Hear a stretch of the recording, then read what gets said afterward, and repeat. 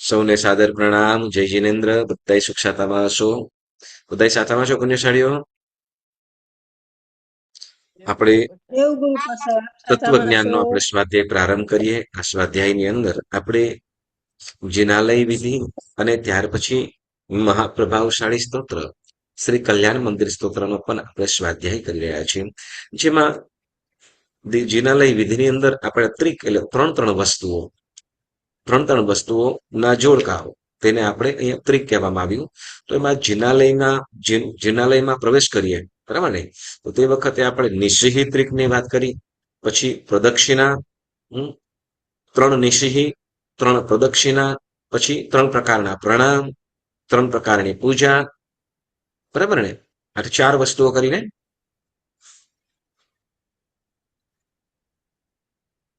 3 નિષિહી, બરાબર ને? 3 નિષિહી ક્યાં ક્યાં બોલવાની ફટાફટ બોલી જાઓ. ચાલો, અનમ્યુટ થઈ જાજો જેમને આવડતું હોય.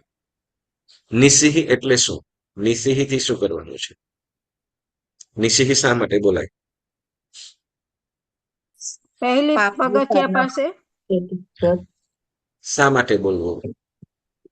પાપ વેપારનો સંસાર છોડી દેવાનો, પાપ વેપાર સંસાર સંબંધી દરેક કાર્યો, ચિંતાઓ અને વિચાર,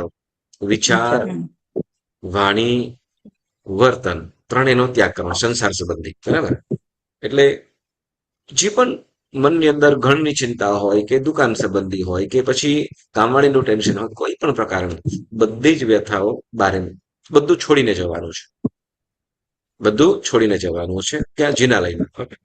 પછી જિનાલયમાં પ્રવેશ કરતા, બરાબર ને, ભગવાનને જોઈએ ત્યારે શું બોલવાનું છે? નમો જીનાલમ. નમો જીનાલમ, બરાબર ને? નમો જીનાલમ આપણે 2 હાથ જોડીને મસ્તક નમાવીને, આમ તો અર્ધાવર્ણ પ્રણામ, પ્રણામ ત્રિક પણ આપણે કર્યું હતું, બરાબર ને? તો 3 નિષિહી. પહેલી નિષિહી આપણે જિનાલયમાં પ્રવેશતા, મતલબ મુખ્ય દરવાજે, બરાબર? પછી બીજી નિષિહી ક્યાં બોલીએ છીએ? ગભારમાં પ્રવેશ કર્યા પહેલા. ગભારામાં પ્રવેશ કરતા. ઓકે, હવે ગભારામાં પ્રવેશ કરીએ ત્યારે આપણે કઈ કઈ વસ્તુ ધ્યાનમાં લેવાની છે? બોલો, આપણે કઈ કઈ વસ્તુઓ સાથે જવાનું છે?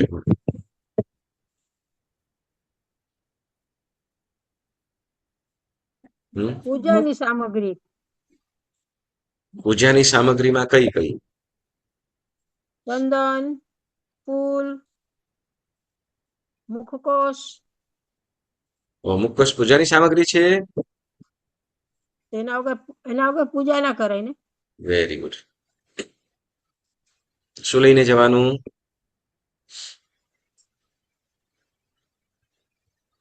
ચંદન, પુષ્પ, જળ, બરાબર?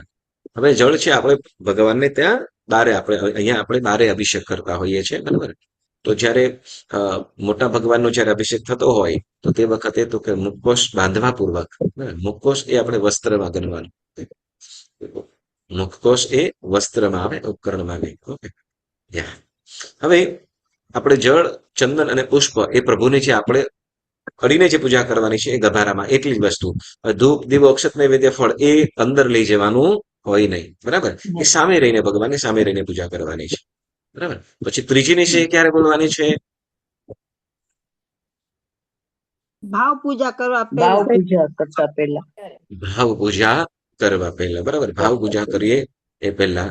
એટલે ભાવ પૂજા કરતા પહેલા આપણે આ નિષિહી બોલવાનું કારણ? દ્રવ્ય પૂજાનો પણ ત્યાગ કરવાનો છે. હા, દ્રવ્ય પૂજાનો પણ ત્યાગ કરવાનો. કેમ દ્રવ્ય પૂજાનો ત્યાગ કરવાનો?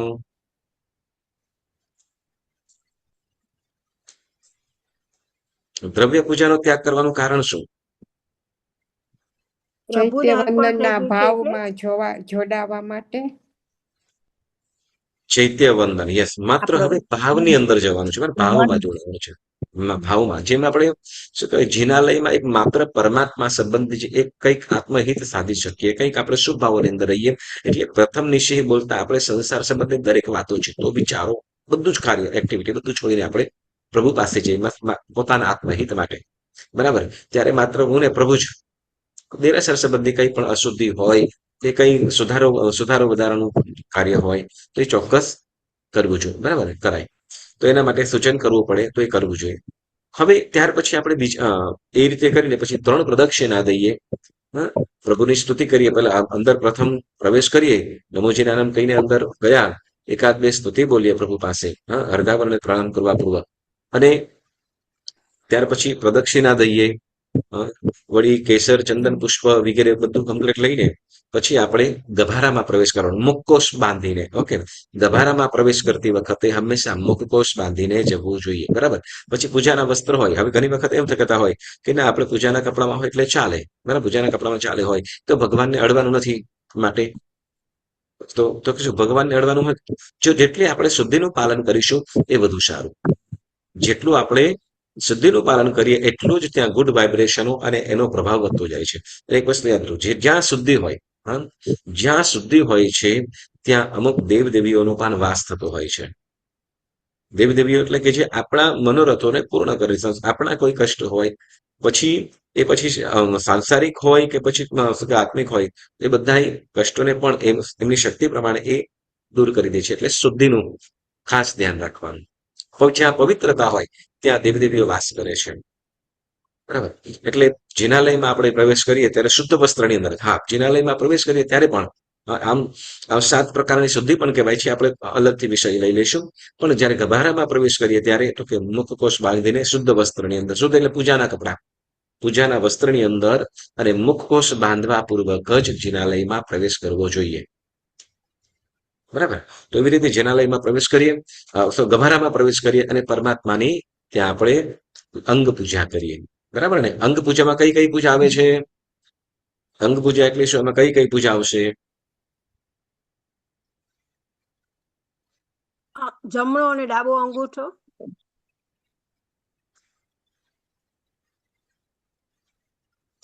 નવ અંગ, જળ જળ, પછી જળ, ચંદન, ચંદન, બરાસ, બરાસ, પુષ્પ, લેપન, પુષ્પ, પુષ્પ, હમ, મુગટ, ભગવાનને મુગટ ચડાવીએ, આભૂષણ પહેરાવીએ, હાથમાં ભુજારો મૂકીએ, બરાબર ને? કે વાસક્ષ પૂજા. તો આ બધું જ શું અંગ પૂજામાં આવે છે. શેમાં?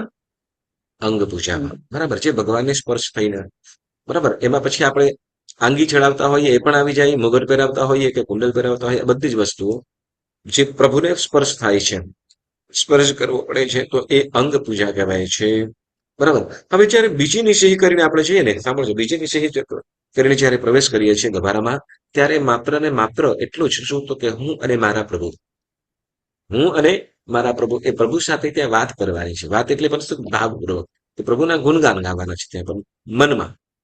કેમ? તો કે મનમાં એવી રીતે, કારણ શું? તો કે બીજા પણ પૂજા કરતા હોય તો એને કોઈ પણ પ્રકારનું ખલેલ ન થાય એ રીતે મનમાં ને મનમાં શુભ ચિંતન કરવાનું છે, જેમાં નવાંગી પૂજાના દુહાઓ પણ આવી જાય, બરાબર? તો એ પછી જોરથી નથી ત્યાં ગાવાનું, પણ શું? કેમ?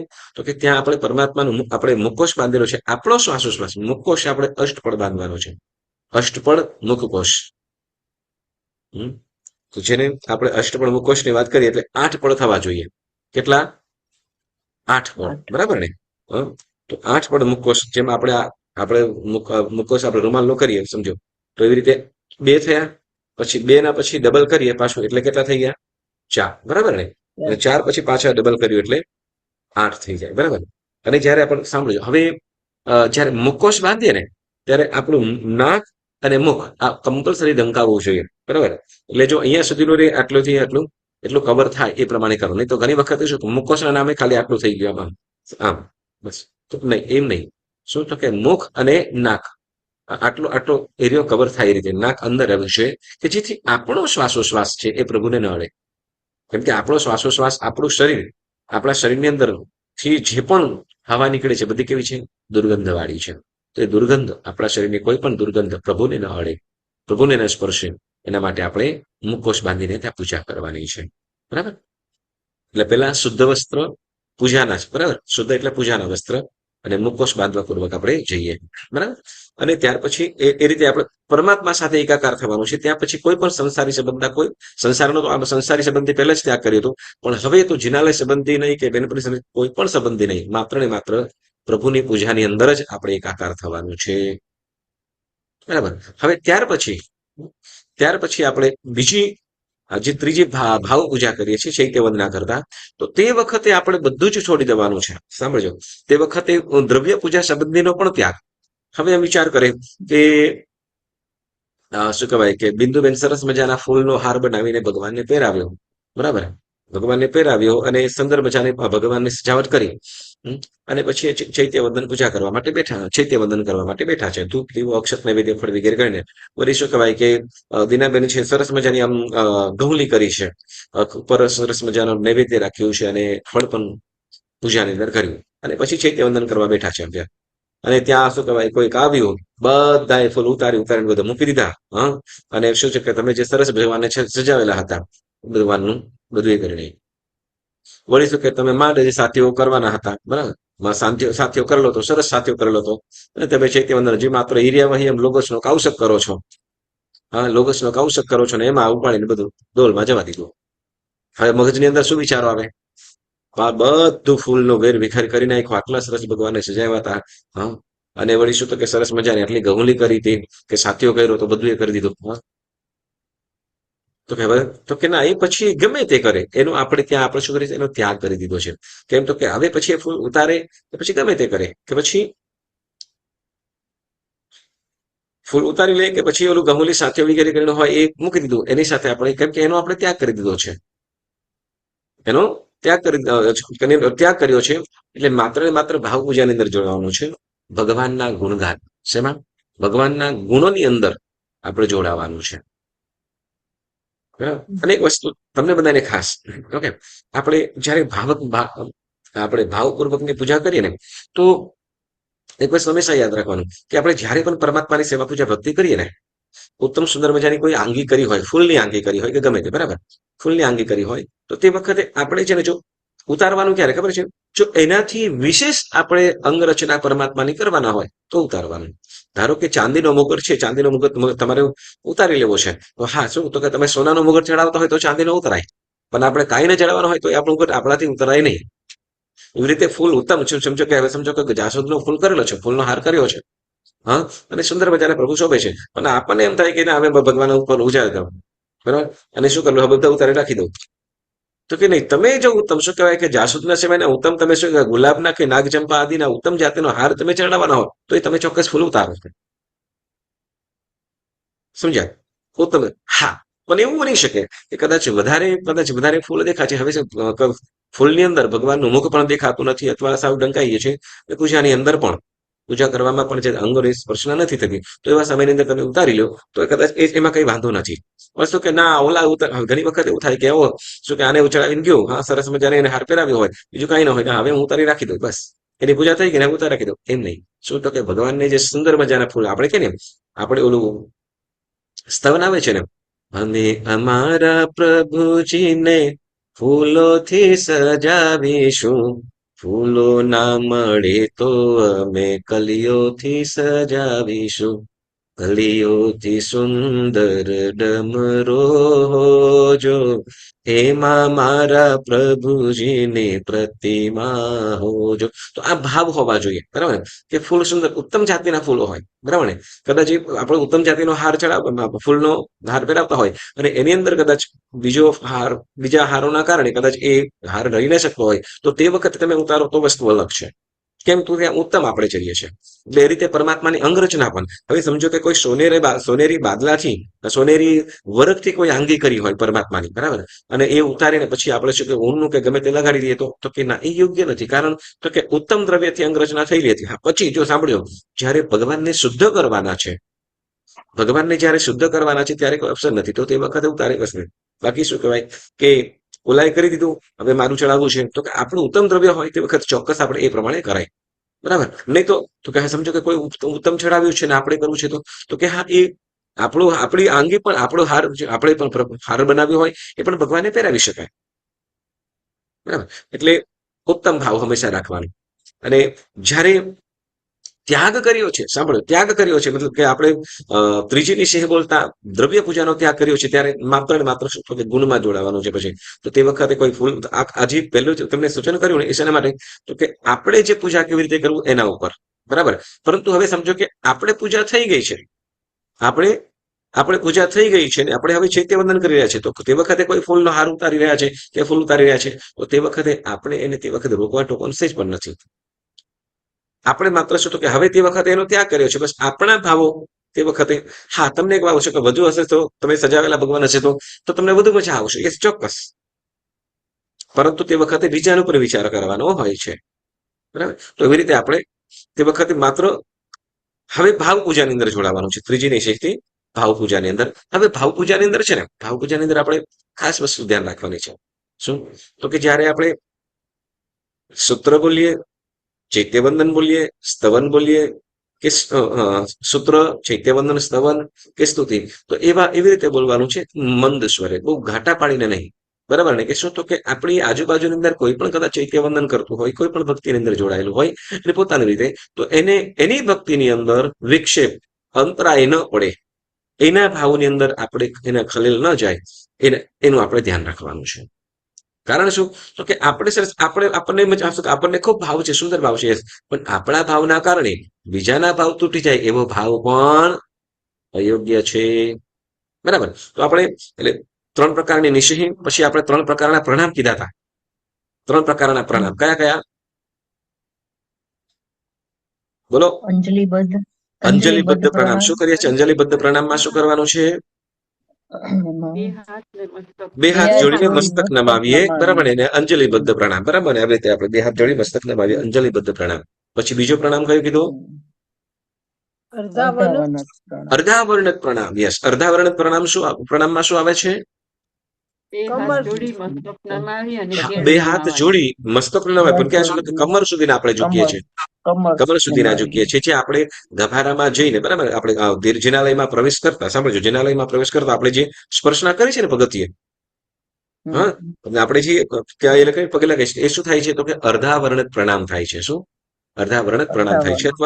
અથવા ત્યાં ભંડાર પાસે જઈને આપણે છેક 2 હાથ જોડીને કેળ સુધીના નમીએ છીએ, તો એ અર્ધાવર્ણક પ્રણામ થાય છે, બરાબર. ઓકે. ને ત્રીજું પ્રણામ કયું? પંચાંગ પ્રણિપાત. પંચાંગ પ્રણિપાત શું કરીએ છીએ? 5 મસ્તક, 2 હાથ અને 2 પગ નમાવી. હા, 2 હાથ, 2 પગ ને મસ્તક. મસ્તક. કેટલા? એક મસ્તક, 3 2 હાથ ને 2 ગોઠ, 2 ઢીંચણ. પંચાંગ પ્રણિપાત, બરાબર. 2 હાથ, 2 પગ ને એક મસ્તક. પાંચેય અંગ જમીનને આપણે જે ફ્લોર છે એને અડવા જોઈએ, એ આપણે સાચો નમન થાય, બરાબર. પણ આપણી અવસ્થા એવી થઈ ગઈ છે, ઘણા બધા આપણે શું કે ઢીંચણ તો નીચે લાવી શકતા નથી, પરંતુ એક ભાવ રાખવાનો, બરાબર. જેટલું ઝૂકી શકાતું હોય, નમી શકાતું હોય એટલું ચોક્કસ નમવાનું. ઓકે, સરસ. તો એ 3 પ્રકારની આપણે પ્રણામ કીધા હતા. પછી 3 પ્રકારે પ્રદક્ષિણા કીધી હતી. 3 પ્રદક્ષિણા. 3 પ્રદક્ષિણા શેના માટે કરી દઈએ છીએ આપણે? શેના માટે દેવાનું? દર્શન, જ્ઞાન, ચારિત્રની પ્રાપ્તિ માટે. સમ્યક દર્શન, સમ્યક જ્ઞાન, સમ્યક ચારિત્ર, બરાબર ને. સમ્યક દર્શન, સમ્યક જ્ઞાન, સમ્યક ચારિત્રની પ્રાપ્તિ અર્થે આપણે આ 3 પ્રદક્ષિણા દેવાની છે, બરાબર. હવે ત્યાર પછી આપણે હજી 3 વસ્તુઓ કીધી હતી.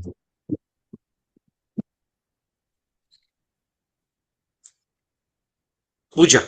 3 પ્રકારની પૂજા: અંગ પૂજા, અગ્ર પૂજા અને ભાવ પૂજા, બરાબર. અંગ, અગ્ર અને ભાવ. અંગ પૂજા એટલે ભગવાનને સ્પર્શ કરીએ છીએ, તે અગ્ર પૂજા એટલે જે ભગવાનની સામે રહીને, જે ગભારામાં રહીને, ગભારાથી બહાર ભંડારથી આપણે આગળ આવીને જે ધૂપ, દીવો, અક્ષત, નૈવેદ્ય, ફળ, ચામર, દર્પણ, નૃત્ય વગેરે જે કરીએ છીએ, કે ભાવના કરીએ છીએ, આ બધી શું કહેવાય છે? અગ્ર પૂજા કહેવાશે. શું કહેવાશે?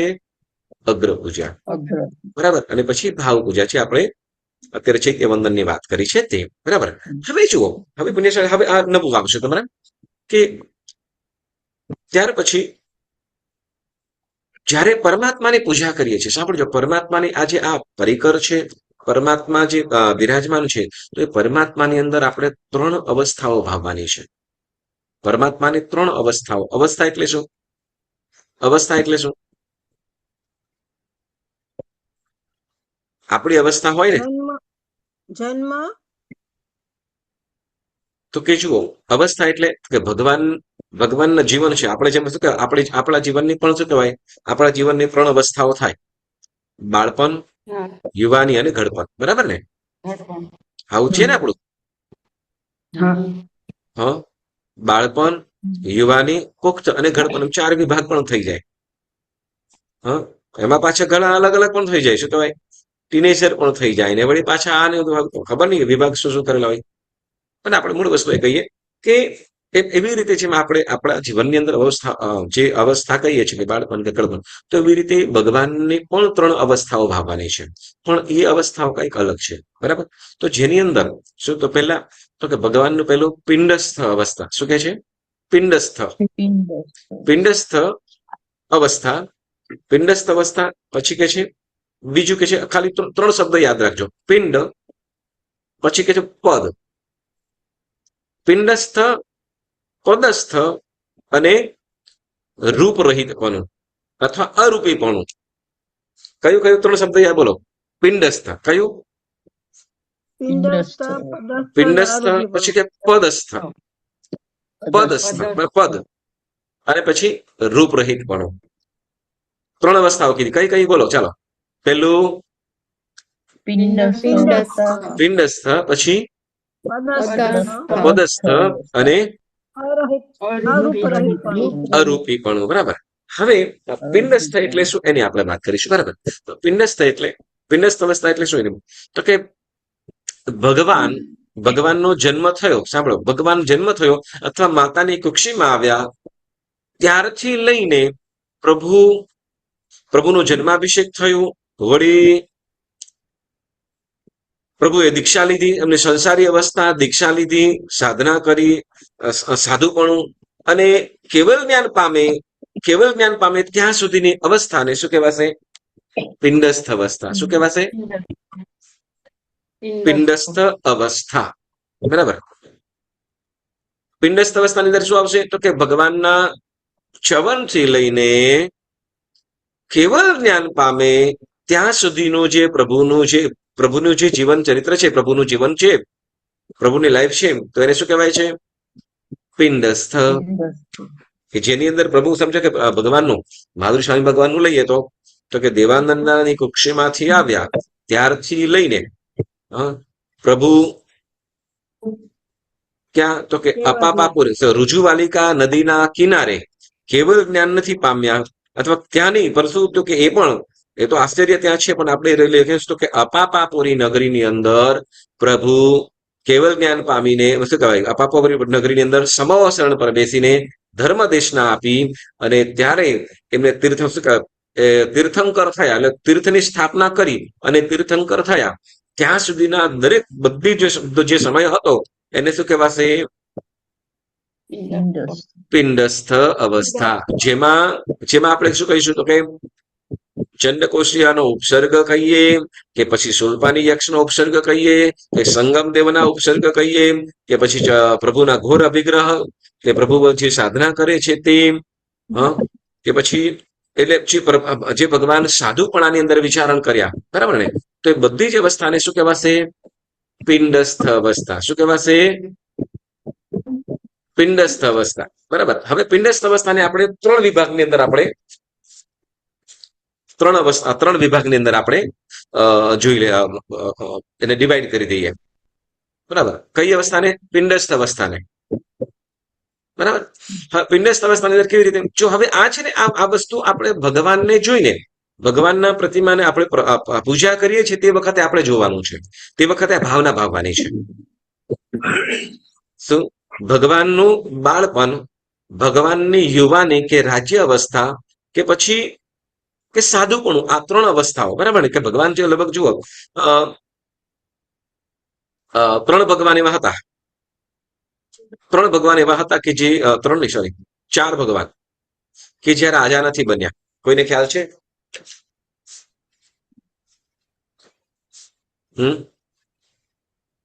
4 ભગવાન એવા હતા જે રાજા નથી બન્યા.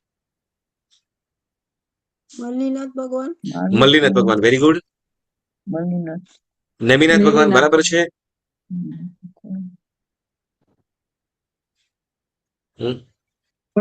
પાર્શ્વનાથ ભગવાન પણ રાજા નથી બન્યા. મહાવીર સ્વામી, હા યસ. નેમી પાર્શ્વ વીર વાસુ પૂજને નેમ મલ્લી કુમારી રાજ્ય વિહુના એ થયા આપે વ્રતધારી. આવ્યું છે ને? શાંતિનાથ પ્રમુખાસ વિલહી રાજ્યની વારી મલ્લીનેમ પરણ્યા નહીં બીજા ઘર બારી. બરાબર. તો એવામાં આપણે ત્રણ અવસ્થાઓ પિંડસ્થ અવસ્થાની અંદર આવે. શું પહેલા તો કે ભગવાનનું બાળપણ. શું? હવે જો આ ભાવનાઓ છે ને, આપણે જયારે પરમાત્માની પૂજા કરીએ છીએ ને, તો એ પૂજા કરતી વખતે આપણે આ ત્રણ અવસ્થાઓની ભાવવાની છે. બરાબર. પેલા પિંડસ્થ પદસ્થ અને રૂપરહિતપણું, એની અંદરની પિંડસ્થ અવસ્થાની આપણે ત્રણ અવસ્થાઓની આપણે વાત કરીએ છીએ. બરાબર. પેલા શું તો કે પરમાત્માનું જન્મ મહોત્સવ. શું? પરમાત્માનું જવન અને બાળપણ. બરાબર. બાળપણ અવસ્થા, પરમાત્માનું બાળપણ અવસ્થા કેવી રીતે? તો કે જ્યારે આપણે પરમાત્માનું પરમાત્માનું જ્યારે અભિષેક પૂજા કરીએ છીએ, જળ પૂજા કરીએ છીએ, બરાબર ને, દૂધ અને પાણીથી અભિષેક કરીએ છીએ, ત્યારે ભગવાનને આપણે શું ગાઈએ છીએ? કયું ગીત ગાઈએ છીએ? મેરુ શિખર મેરુ શિખરે નવરાવે હો સુરપતિ, મેરુ શિખરે નવરાવે. બરાબર ને? તો મેરુ શિખર પર પરમાત્માને ક્યારે લઈ ગયા હતા? પ્રભુ જયારે તાજા જન્મેલા છે તે વખતે પરમાત્માને ક્યાં કે મેરુ પર્વત ઉપર 64 ઇન્દ્રો મળીને અભિષેક કરે છે. તો એ પરમાત્માને તે વખતે અભિષેક પૂજા કરતા કે પરમાત્મા હું પણ શું તો કે બાળ એવા પ્રભુને હું પૂજા કરું છું, બાળ પ્રભુની એવા પૂજા કરું છું. એટલે આપણે જો ને, આપણે અંગલુષના કરીએ તો એકદમ શું કે નરમ હાથે કરવાનું છે અંગલુષના વગેરે કરીએ ત્યારે. કારણ શું તો કે તે બાળ પ્રભુની આપણે ભાવના ભાવવાની છે. બાળ પ્રભુ, નાનું બાળક હોય એની કાયા, એનું શરીર કેટલું કોમળ હોય, સહેજ આમ શું કહેવાય તેમ થઈ જાય તો પણ એટલું આપણે કેટલું કેર કરીએ, તો ભગવાનને પણ એટલું જ કેર કરવાનું છે, એટલું જ ધ્યાન રાખવાનું છે, એટલી સાર સંભાળ લેવાની છે. એટલે મારે જો એક વસ્તુ યાદ રાખજો, ઓકે, કે નાના બાળકને જેમ ઇન્દ્ર નવરાવે છે અને અભિષેક કરે છે, ભક્તિ કરે છે, એમ આપણે જલ પૂજા કરતા આપણે પરમાત્માને બાલ્ય અવસ્થા ભાવવાની છે. એટલે ભગવાન બાળકપણાની અવસ્થાની અંદર ભાવવાનું છે. એટલે નહન કરાવીએ છીએ તે વખતે. બરાબર. અને એક વસ્તુ છે, ઇન્દ્ર પણ શું કરે છે? આપણે ઓલું એક સ્તવન ગાઈએ છીએ ને, આંખ મારી ઉઘડે ત્યાં શંખેશ્વર દેખો.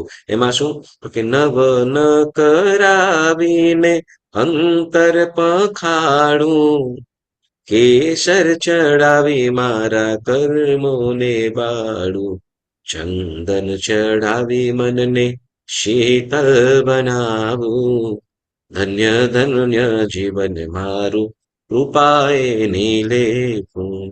તો અહીંયા પરમાત્માનું જયારે આપણે અભિષેક કરીએ છીએ, પરમાત્માનું જયારે જલ પૂજા કરીએ છીએ, તે વખતે પરમાત્માને બાળ પ્રભુ જોવાના છે. કેવા? બાળ પ્રભુ.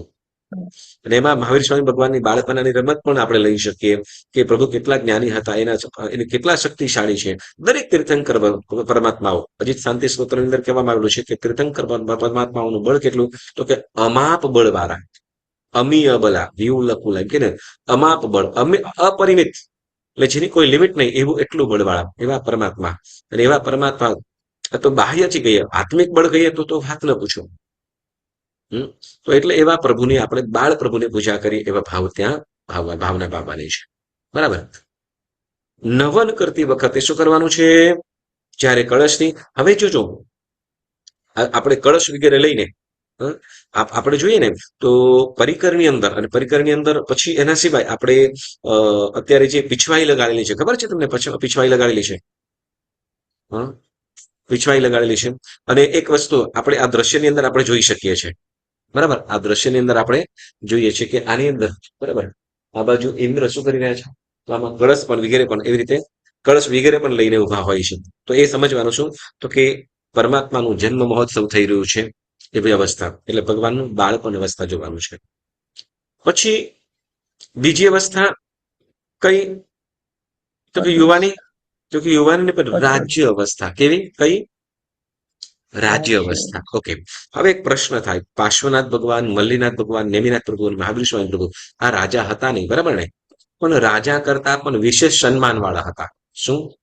રાજા કરતા પણ વિશેષ સન્માન વાળા હતા. એટલે રાજાઓના પણ રાજા જેવા જ, રાજપણું નથી પણ રાજા કરતા પણ વિશેષ છે એવા. એટલે ત્રણ બાકીના 20 તીર્થંકર ભગવંતો તો કે એ તો રાજા હતા જ, એ તો રાજા થયા જ. તો એને બીજી અવસ્થા કઈ? તો કે રાજ્ય અવસ્થા. કઈ બીજી અવસ્થા કઈ ભાવવાની છે? રાજ્ય અવસ્થા. બરાબર. હવે રાજ્ય અવસ્થા કેવી રીતે? તો કે જ્યારે પરમાત્માને મુગટ ચડાવેલો હોય, બરાબર, મુગટ પહેરવામાં આવેલો હોય, કુંડલ, બાજુબંધ આદિ, તો એ આભૂષણોથી જોઈને, જેમ શું કહેવાય, ઘરે શું કહેવાય, કપાલી પણ હોય, બરાબર, તો એ આભૂષણો વગેરે જોઈને શું? તો કે પરમાત્માને કેવું? તો કે રાજ્ય અવસ્થા. રાજ્ય અવસ્થા એટલે રાજા પણ, મહારાજા પણ. મહારાજા છે એવું, રાજાઓનો રાજા તું છે, મોટો મહારાજ. ઇન્દ્રો કરતા પણ વિશેષ, જે ઇન્દ્રો પણ જેના ચરણે નમે છે, તો એવા રાજા છે. એટલે રાજાઓના પણ રાજા. એવી ક્યારે? તો કે ભગવાન ઉપર મુગટ, ભગવાનના મસ્તક ઉપર મુગટ સજેલો છે, કાને કુંડલ વગેરે છે. એટલે પરમાત્માની જયારે અંગ રચના થયેલી હોય, બરાબર ને, પરમાત્માની જયારે અંગ રચના થયેલી હોય, જેની અંદર ઉત્તમ જાતના હીરા, સોના ચાંદી આદિના વરખથી, અને મુંબઈની અંદર અને અમદાવાદની અંદર તો રિયલ આખા હીરાની, બરાબર, એટલે શું કહેવાય, કરોડો રૂપિયાનો, કરોડો રૂપિયાની કિંમતના એ શું કહેવાય, ડાયમંડથી પરમાત્માની અંગરચના થતી હોય. તમે કદાચ, આપણે તો વિડીયોમાં જ જોઈએ ને, આપણે તો વિડીયોમાં જ જોવા મળે, બીજું કઈ જોવા. પણ ચાલો એટલીસ્ટ ક્યાંક દર્શન તો થાય છે. તો એ અનમોલ એવા રત્નોથી, અને એ ઉત્તમ જાતિના પદાર્થોથી શું પરમાત્માની અંગરચના કરે. તો એ આંગી વાળા પરમાત્માને જોઈએ. તો તે વખતે શું? તો કે રાજ્ય અવસ્થા પામવાની છે. કઈ અવસ્થા? રાજ્ય અવસ્થા. બરાબર. અને ત્રીજી અવસ્થા કઈ કીધી? અરૂપી. રૂપાતીત નહીં, આપણે આ પિંડસ્થની અંદર વાત કરીએ છીએ. આ ત્રણેય વસ્તુ પિંડસ્થની અંદર. બાળપણ, રાજાપણું, અને ત્રીજું કે છે શ્રમણપણું. કઈ અવસ્થા? સ્મરણ નહીં, શ્રમણ. શ્રમણ એટલે સાધુ. સ્મરણ નહીં, શ્રમણ. Okay, yes. તમારે શું કહેવાય, મારા શું કહેવાય, સકલાર જયારે સૂત્ર કરતા ને, તો મને એ વાત યાદ આવી જાય. ખરા બિંદુબેન? અમારે બેન કોઈક હતા, યાદ નહીં, શું કહેવાય, વનિતલ ગતાનામ, પછી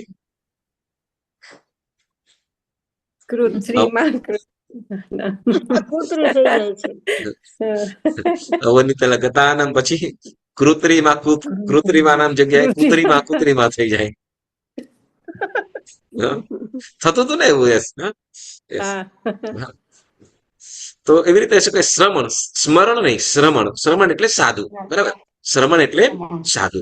તો શ્રમણ અવસ્થા પણ પેલા બાળપણ અવસ્થા, પછી બીજું કે રાજ્ય અવસ્થા, અને ત્રીજું શ્રમણ અવસ્થા. હવે શ્રમણ અવસ્થા કેવી રીતે? તો એની વાત કરીએ.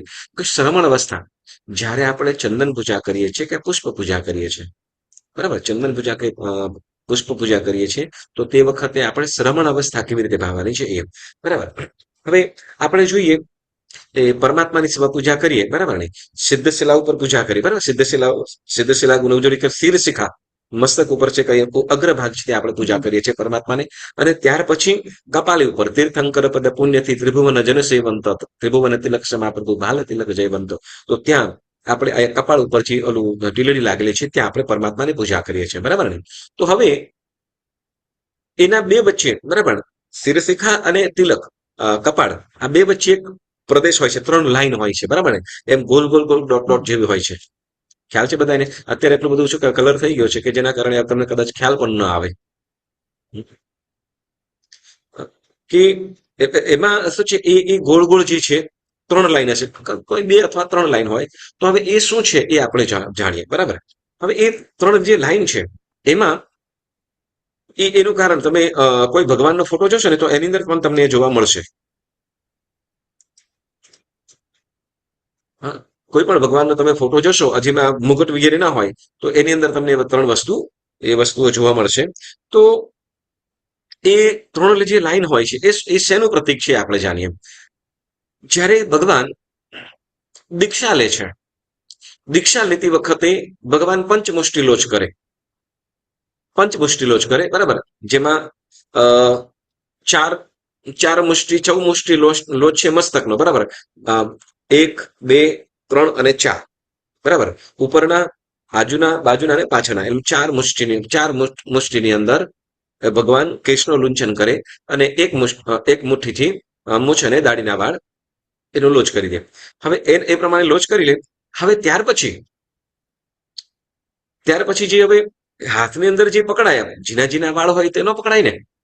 એકદમ સમજો કે આ પકડ્યું હોય તો એ ઝીણા ઝીણા વાળ હોય આગળના તો એ ન ન ન પકડાય, બરાબર ને? એ કદાચ ત્યાર પછી શું કરે તો કે ઇન્દ્ર મહારાજા એ વસ્ત્ર વડે એ વાળને ત્યાં દબાવી દે છે, બરાબર? ત્યાં કેમ કે વચ્ચેના જે છે, વચ્ચેના આગળ પાછળના એ જ આવી જાય, મતલબ એ પકડીને એનો લોચ કરી દે છે, એ લોચમાં આવી જાય છે એટલે બધા ઉખડી જાય છે.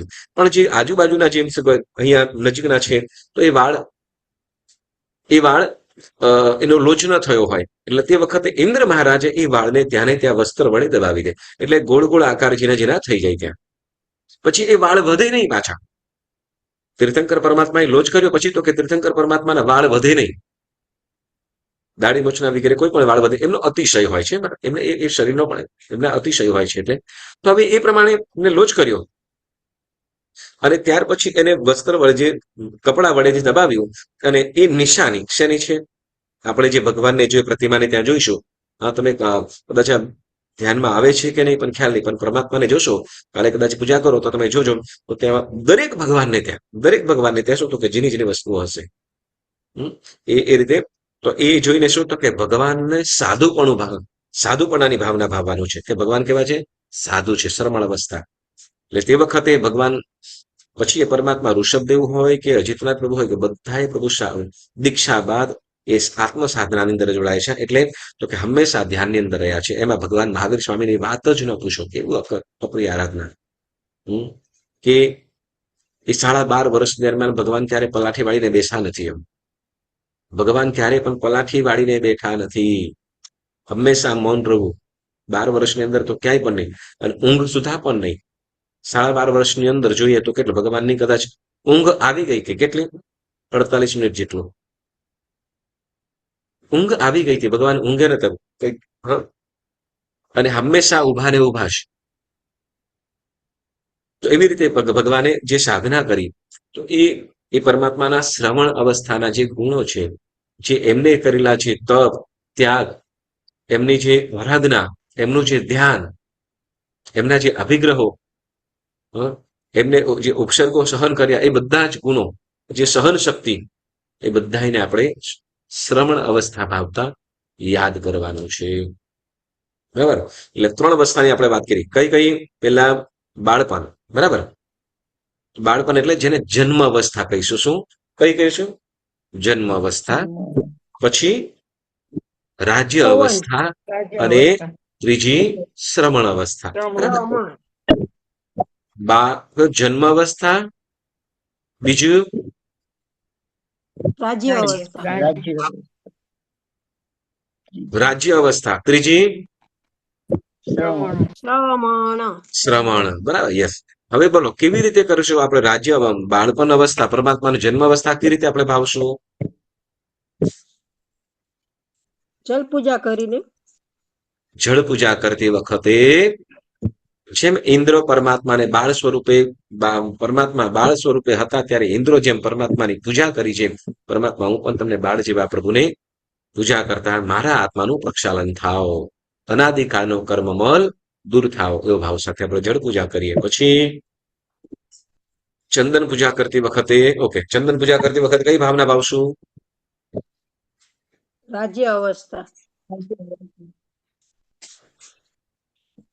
રાજ્ય અવસ્થા કેવી રીતે? ઈ તો જયારે આંગી સચેલી હોય ને ત્યારે. યસ. જો હવે આપણે સાંભળો, શું થાય કે આપણે ઘણા અત્યારે તીર્થોની અંદર તમે જાશો ને તો તીર્થોની અંદર શું થશે કે પરમાત્માની સેવા પૂજા કરીશું, બરાબર? આપણે જેવો તો મુગટ પૂજા પણ જેમ એનો પણ ચઢાવો હશે, બરાબર? એનો ચઢાવો હશે.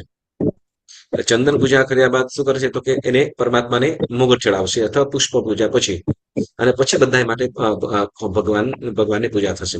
એટલે એવી રીતે ક્રમ ત્યાં પ્રમાણે રાખેલો હોય કે આ વિધાન છે પ્રમાણે કે મુગટ વગેરે પણ ચડાવી પછી ત્યાં પરમાત્માની બધા માટે પૂજા કરે. ભગવાનને ક્યારે ખાલી મસ્તકે ન રખાય.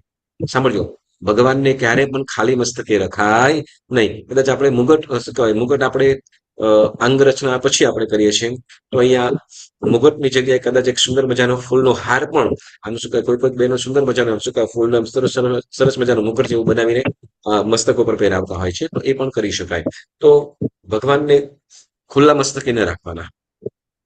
એમ આપણે પણ સાંભળજો, ભગવાનને ખુલ્લા મસ્તકે ન જવાય, તો એમ શું કહેવાય, તો આપણે પણ ખુલ્લા મસ્તકે ન જવાય, માથે ચોક્કસ ઓઢવું જોઈએ.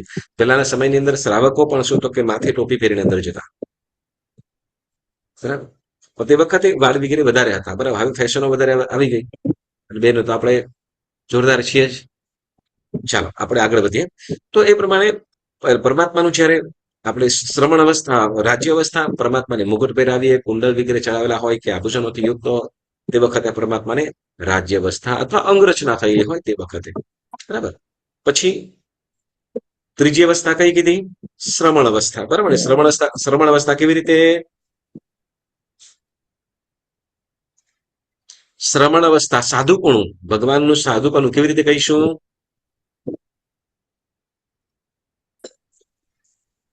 હેલો, સાધના, ધ્યાન, આરાધના, ઉપસર્ગ યસ, સહન એ જે કર્યા. યસ, એ ભાવના આપણે ભાવીશું, બરાબર. તો એને સાધુપણું પરમાત્માને આપણે ભાવના કેવી રીતે થશે? પરમાત્માની અંદર કેવી રીતે જોઈશું આપણે? તો ભગવાનને સાધુપણ કેવી રીતે આપણે જોઈશું?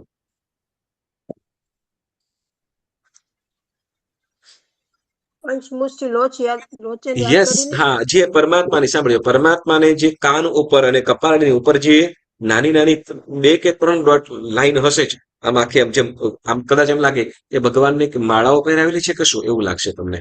પણ એ માળાઓ નથી, પરંતુ શું તો ભગવાનને જેને જેના વાળ હોય છે, તો એ વાળ ઇન્દ્ર દ્વારા પછી એ કપડાથી દબાવી દેવામાં આવે, એટલે ત્યાં ગોળ ગોળ થઈ જાય, બરાબર. ગોળ ગોળ થઈ જાય એટલે ત્યાં એ નિશાની એટલે સાધુપણાની નિશાની છે, બરાબર. ઓકે, તમે જયારે પરમાત્માની પૂજા કરાવશો ત્યારે તમે જોજો કે, બરાબર. હવે ચાલો, એટલે આ 3 આપણે પિંડસ્થ અવસ્થાની અંદર આપણે 3 અવસ્થાઓની વાત કરી, બરાબર ને. હવે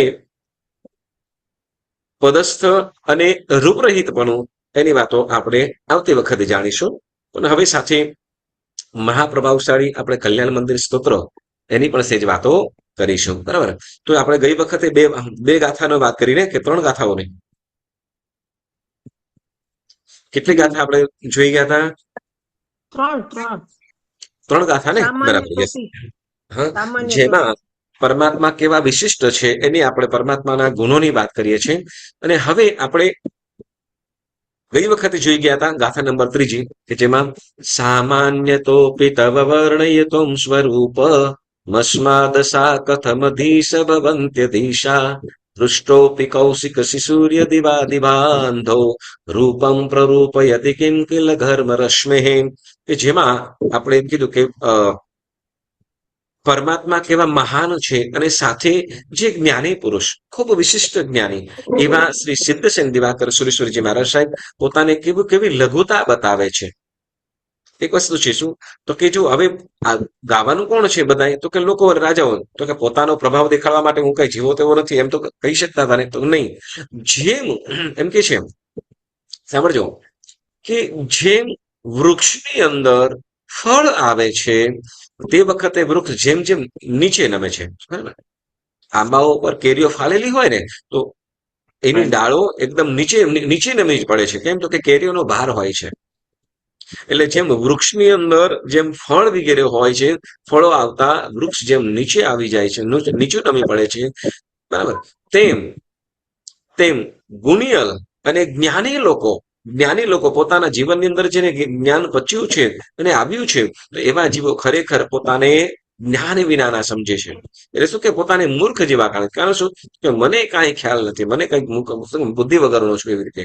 જેમાં આપણે કહીશું જે 64 ઇન્દ્રોમાંના અચ્યુત ઇન્દ્ર, એ સૌધર્મેન્દ્ર શું કરે છે કે પરમાત્મા સમક્ષ જે ખૂબ 3 જ્ઞાનના ધની છે અને બધું જે જાણે છે, બધું એટલે જે આખા લોકનું દ્રવ્યનું બધું જાણી રહ્યા છે, છતાં પણ પોતાને પરમાત્મા સમક્ષ કેવા કહે છે, તો કે બુદ્ધિ વગરના બળદિયા જેવા. એટલે આપણે વૃષભ કળશથી આપણે પરમાત્માનો અભિષેક કરીએ છીએ. કે ઇન્દ્ર પોતે કેવા થાય છે? ઇન્દ્ર પોતે તો કે હું તો કેવો છું પ્રભુ, સાવ બુદ્ધિ વગરનો, એટલે તો કે બળદિયો છું. એટલે આપણે બુદ્ધિનો બેલ, એમ કે બેલ એટલે બળદ. બળદમાં શું તો કે બુદ્ધિ ન હોય. બુદ્ધિ એટલે કે સામાન્યથી હોય પણ એમ જાજુ કઈ ન ખબર પડે, એને ઈશારાથી જે હનહારો કરે એ પ્રમાણે એનું અવરગમન કરે. તો એવી રીતે અહીંયા કે છે સિદ્ધર્શન દિવાકર સુરીજી મહારાજ સાહેબ કે પોતાને કેવા કે છે તો કે પ્રભુ હું તો બળદ કરતા પણ વયો ગુજરેલો કે સાવ મંદ બુદ્ધિ વાળો છું. કારણ શું તો કે જેના ગુણો ગાવાને ઇન્દ્ર જેવા બૃહસ્પતિ જેવા બુદ્ધિશાળી જીવો પણ જ્યાં ગાઈ શકતા નથી અને એવું હું કાર્ય કરવા જઉં તો કોણ શું કરી શકે તો કે સમર્થ નથી. એમ જેમ શું કહેવાય કે મને જે પરમાત્માને શું કહેવાય કે મેં તો ખાલી માત્ર સાંભળેલું છે પરંતુ કઈક પ્રયત્ન એટલે શું કહેવાય કે હું અસમર્થ છું. હું ગુણગાન કરી શકું એમ છું જ નહીં. કારણ જેમ આપણે ઘુવડની વાત કરી હતી બરાબર ને કે ઘુવડ ત્યારે સૂર્યને જોયો જ ન હોય બરાબર ને ઘુવડને જોયો ન હોય પછી ઘુવડ પોતાના બચ્ચાને સૂર્યની વાત કરવાની હોય તો શું કરે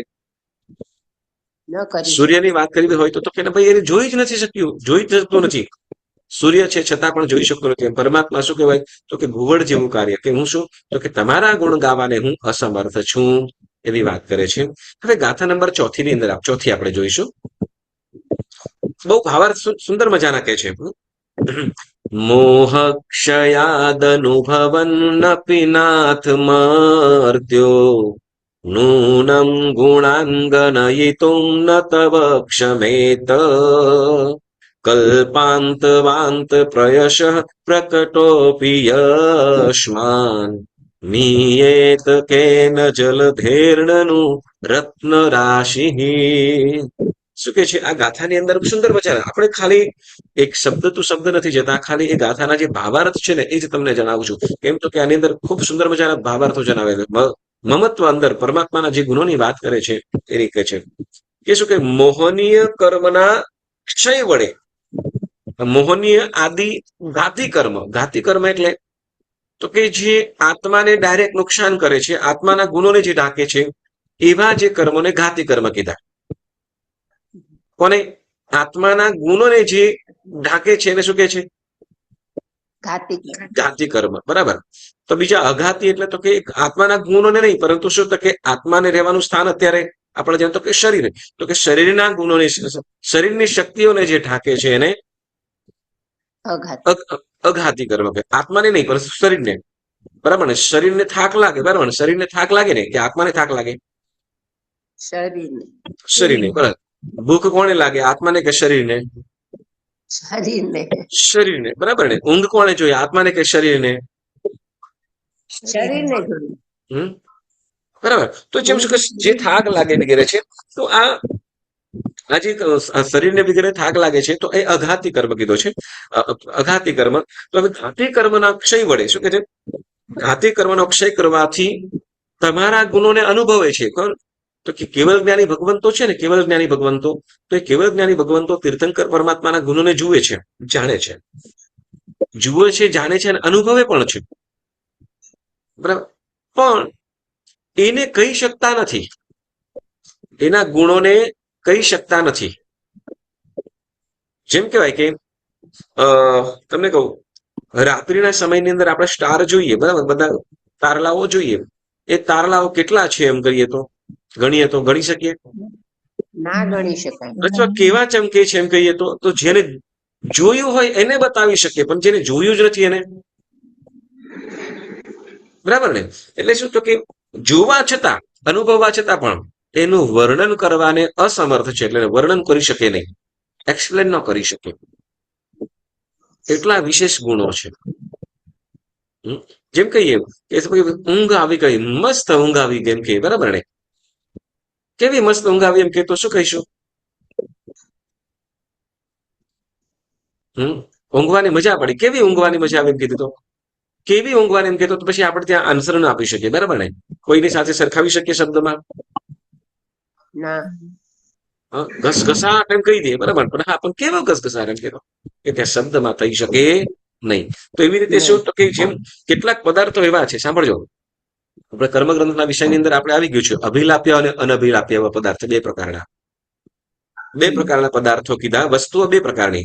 એક અભિલાપ્ય એટલે જેને શબ્દમાં કહી શકાય જેને શબ્દમાં આપણે કહી શકીએ એને શું કહેવાય છે અભિલાપ અભિલાપ્ય. અને અનઅભિલાપ્ય એટલે તો કે જેને શબ્દમાં કહી શકાતું નથી. નથી.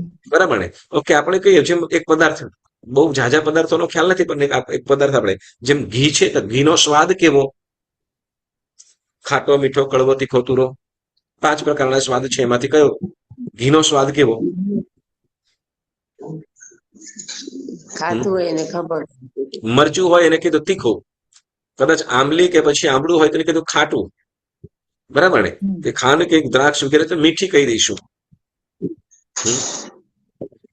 પણ ઘીનો સ્વાદ માટે તો એને શબ્દમાં કહી શકાતું નથી. બસ એ જે સ્વાદ ચાખે એને જ ખ્યાલ આવે છે.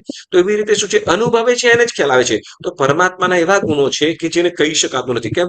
તો કે ઘાતી કરવાના ક્ષય વડે એમને ક્ષય વડે કેવળ જ્ઞાનને પ્રાપ્ત કરી ગયા છે. અને તીર્થંકર પરમાત્મા એવા ઉત્કૃષ્ટ ગુણોને પ્રાપ્ત કરેલા છે કે જે ઓલા જુએ છે પરંતુ એને વર્ણન કરી શકતા નથી. ચાલો, કેવી રીતે એમ કે છે? એમ કે દરિયાની અંદર અનેક પ્રકારના રત્નો ને કરકેતન વગેરે મોતીઓ અને રત્નો છે, બરાબર? અને એમ કહેવાય કે પ્રલયકાળ અહીંયા આવી ગયું છે. કલ્પાંત પયશ પ્રકટોપી યસ્માન નિયત કે જલધેરણનું રત્ન રાશિ. તો એમ કે છે કે રત્ન, આપણે સમુદ્રને રત્નાકર પણ કહેવાય, ખબર છે ને? 11મે રત્નાકર, આવું બોલીએ છે ને, આજે બોલ્યા હતા ને બેનો? હા, હા. 10મે પદ્મ સરોવર, 11મે રત્નાકર. તો કે રત્નો ખૂબ રત્નો રહેલા છે. અને એમાં રત્નો દેખાય નહીં, પણ એમ કહેવાય કે દરિયાની અંદર એક પ્રલય કાળનો પવન, કે જે એવો પવન આવ્યો છે કે પાણી બધું ત્યાંથી દૂર થયું, પાણી ખસેડીને અંદર સુધી લઈ ગયું, અને એમાં ઘણા બધા રત્નો દેખાયા. દરિયાની અંદર ઘણા બધા રત્નો દેખાયા, અને થોડી વારની અંદર પાછું પાણી બધું આવી ગયું. બોલો, રત્નો બધા જોવાયા, રત્નો ઘણા બધા જોયા, બરાબર? હવે એ રત્નોનું વર્ણન કરી શકશું ખરા? ના કરી શકાય. કારણ શું? ઘણા બધા રત્નો જોવાયા, પરંતુ શું તો કે રત્નોનું વર્ણન થઈ શકે એવું છે જ નહીં. જોયા છે પણ વર્ણન થઈ શકતું નથી. તો એમ પરમાત્મા પાસે અનંત ગુણો છે, પર કેવળ જ્ઞાનીઓ જોઈ રહ્યા છે, અનુભવી રહ્યા છે, પણ એને શબ્દમાં એક્સપ્લેન કરી શકતા નથી. આપણે સુંદર મજાનું એક ગીત આપણે ઘણી વખતે ભાવનાની અંદર ગાતા હોઈએ. પરમાત્માના ગુણો કેવા છે? શબ્દમાં સમાય નહીં એવો તું મહાન, કેમ કરી ગાવા મારે તારા ગુણગાન. ગજુ નથી મારું એવું કહે આ જબાન. જબાન એટલે જીભ, કે મારું ગજુ નથી, મારું હેસિયત નથી કે એના ગુણોને ગાઈ શકું. ગજુ નથી મારું એવું કહે આ જબાન, કેમ કરી ગાવા મારે તારા ગુણગાન, કેમ કરી ગાવા મારે તારા ગુણગાન. હવે પરમાત્માના ગુણગાન એમ કીધું, પરમાત્માના ગુણગાન કરી શકું, એ ગાઈ શકું એમ જ નથી. અને એમ કે છે ને કે એક પછી એક વણથંભ્યા મોજા આવે સરોવર ને તીરે, જોતા ધરાય નહીં મનલું લગે રે. એક પછી એક તારા ઊંચા પરિણામ, એક પછી એક તારા ઊંચા પરિણામ, કેમ કરી ગાવા મારે તારા ગુણગાન. એટલે કે જેમ શું કહેવાય, દરિયાની અંદર મોજા આવતા એક પછી એક આવતા જ જાય, ખૂટે જ નહીં. અને એમાં પણ પાછું એક જોયું, આલું ઉછળ્યું, બીજું. તો એવી રીતે પરમાત્માના ગુણો પાછા વિશેષ વધતા જાય છે. શું વિશેષ વધતા જાય છે? તો એવા પરમાત્મા અનંત ગુણોના ધારક છે. કેટલા અનંત ગુણો! એટલે જેમ કે પ્રલય કાળના પવન વડે દરિયાનું પાણી ખસેડાઈ જાય, બધા રત્નો દેખાય, પરંતુ એનું વર્ણન થઈ શકે એમ તો કે જોયા, પણ એનું વર્ણન કરી શકે નહીં શબ્દ. એ જોયું હોય એને જ ખ્યાલ આવે, જે જોયું હોય એને જ ખ્યાલ આવે, એટલે શબ્દમાં કહી શકાતો નથી. પરમાત્માના એવા ઉત્તમ ગુણો છે. તો એવા ગુણોથી યુક્ત આ ગાથા નંબર 4માં પરમાત્માના ગુણોની વાત કરી છે કે પરમાત્માના ગુણો અનંતા છે, અને એક પછી એક ઉત્તરોત્તર ઊંચા ગુણો છે. એવા પરમાત્માને આપણે યાદ કરીએ. અને આવતી વખતે પણ સુંદર મજાનો આવો સ્વાધ્યાય કરીશું સેમ સમયની અંદર. આજનો સ્વાધ્યાય કરતા કઈ પણ જીનાજ્ઞા વિરુદ્ધ બોલાયું હોય, પુણ્યશાળીઓ મન વચન કાયાથી ત્રિવિધે ઈચ્છામિ દુક્કડમ.